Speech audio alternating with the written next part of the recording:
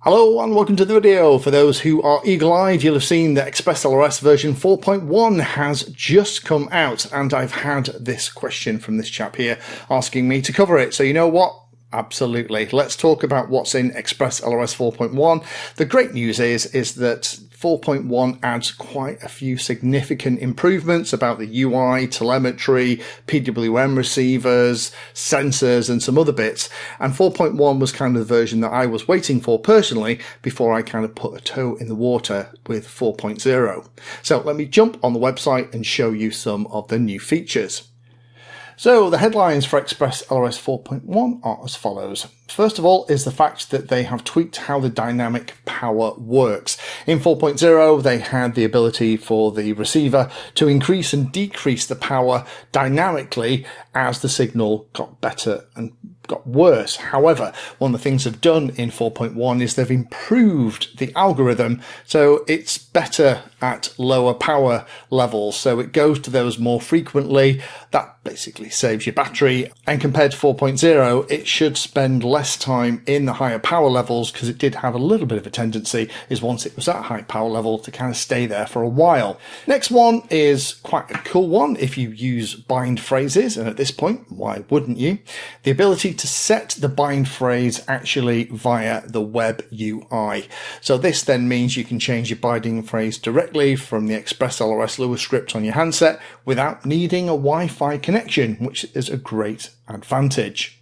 Next one is something that I know quite a few people complain about. 4.1 has made the telemetry lost issue a little bit better.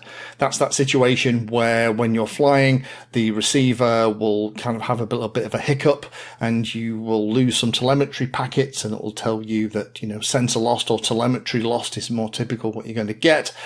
There have been a number of system level tweaks to reduce those annoying false messages. So now there's a bit more of a grace period to allow those telemetry packets to be reacquired before your radio is going to start freaking out on you. Also, some big changes to hardware and PWM refinements. Now, if you're not using 8285 chips in your stuff, and if you don't have those kind of PWM receivers, this is less interesting to you, but it now has tighter PWM timings for the 8285 chips, and also has a number of fixes to prevent the ESP32 PWM stopping on low voltages.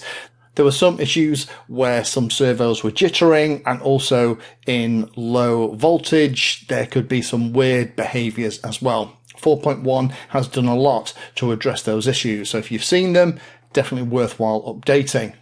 The user interface has changed quite a bit, added direct feedback calibration as well as the layout change, so when you go into the ELRS stuff now, you'll notice it looks a little bit different in the Wi-Fi web UI, and there's also some new telemetry data as well. So VBAT measuring receivers, things like the Radio Master ones, will report millivolt precision voltage as a new sensor. So rather than it just being 12.0, you'll get a little bit more granularity. GPS time sync and also the HOT protocol gets a new airspeed sensor as well. There's been a load of other things, core refactoring for the LR 2021s, and a load of little minor changes. So, for example, the way that the antenna diversity in Gemini is set up is a little bit simpler and a little bit more intuitive now.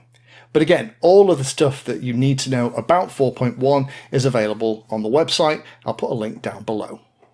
So some very cool stuff in 4.1. I'm actually probably not going to put it on my flight radio, still running ELRS 3.x here for those, but on some of the modules that I've got, I think I'll definitely flash a couple and start messing around.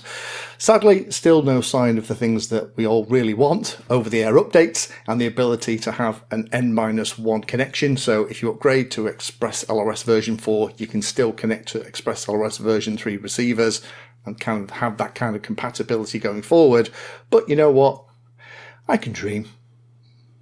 Thank you for watching my video. Check out the playlist, and adding Painless 360 to your search terms will help you find my content. If you haven't done so already, please hit the like and subscribe button. It helps a lot. You can support the time I spend here answering questions and helping others by using the links in the video description.